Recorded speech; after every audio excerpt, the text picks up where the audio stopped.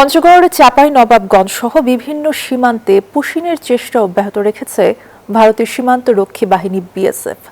তবে বিজিবির কঠোর অবস্থানের কারণে ৭৮ জনকে পুশ ব্যাক করেছে বিএসএফ।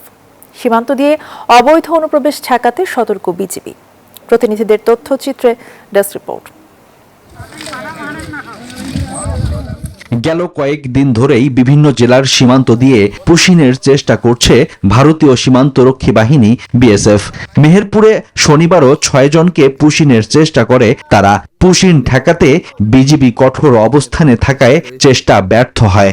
বিজেপি সংবাদ পাইছে যে পুশিং হবে, রাত্রি আমাদের বলল যে আপনারা একটু সজাগ থাকেন, আমাদের একটু সহযোগিতা করেন।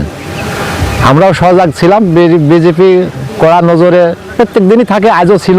আমরা সেই জন্য আমরা পাহারা করি, অবৈধ দেশের জোর করে পাঠিয়ে দিয়েছে। একই চিত্র লালমনিরহাটেও। হাতীবান্ধার বুড়ারডুবি সীমান্তে ১১ জন, ৬৫ বাড়িতে ১০ জন, দীঘলটারি ও দুর্গাপুর সীমান্তে ১২ জন সহ মোট ৩৩ জনকে ফেরত নিয়েছে বিএসএফ।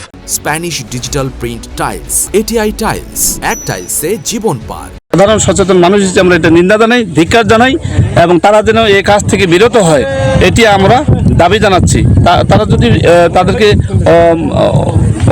ইললিগ্যাল মনে করে তারা আমাদের দেশের মাধ্যমে মিটিংয়ের মাধ্যমে তাদেরকে ফেরত দেয়, কিন্তু এই অবাঞ্ছিত অমানবিক আচরণ যেন তারা না করে। নওগাঁর সাপাহার সীমান্ত এলাকায় ১৭ জনকে পুশব্যাক করে বিজিবি। এটা তো অন্যায়। বাংলাদেশ আমার ছোট দেশ, খাদ্য কম, এটা তো আমরা ঠিক করে না। এদিকে গেল ৩ দিন ধরে চাঁপাইনবাবগঞ্জের বাঙ্গাবাড়ি সীমান্তের শূন্য রেখায় খোলা আকাশের নিচে অবস্থান করছেন ২৮ জন। ৩টা শিশু, ৫টা পুরুষ আর ৩ জন মহিলা। এদের ৩টা যে শিশু, এই যে কালকে সন্ধ্যার দিকে বৃষ্টি আসছে, প্রচন্ড বৃষ্টি ঝড় তাদের উপর দিয়ে চলে গেছে, বিদ্যুৎ চমকাচ্ছে। এই শিশুদের যে অবস্থা ছিল এটা আসলে খুব ভয়াবহ ছিল। তবে সীমান্ত দিয়ে অবৈধ অনুপ্রবেশ ঠেকাতে সতর্ক বিজিবি। আমাদের জনগণ, আমরা জনগণের বাহিনী, জনগণ আমাদের সাথে আছে সদা সর্বদা, সবার সময় সর্বপ্রকার সাহায্য সহযোগিতা আমাদের সাথে আছে এবং আমাদের সাহায্য সহযোগিতা করতে আমি খুবই গ্রেটফুল। দেশের সার্বভৌমত্ব ও সীমান্ত নিরাপত্তা রক্ষায় বিজিবি সর্বদা দৃঢ় প্রতিজ্ঞ এবং যে কোনো পরিস্থিতি মোকাবিলায় সম্পূর্ণ প্রস্তুত রয়েছে বলেও জানানো হয়। Desk report, news 24।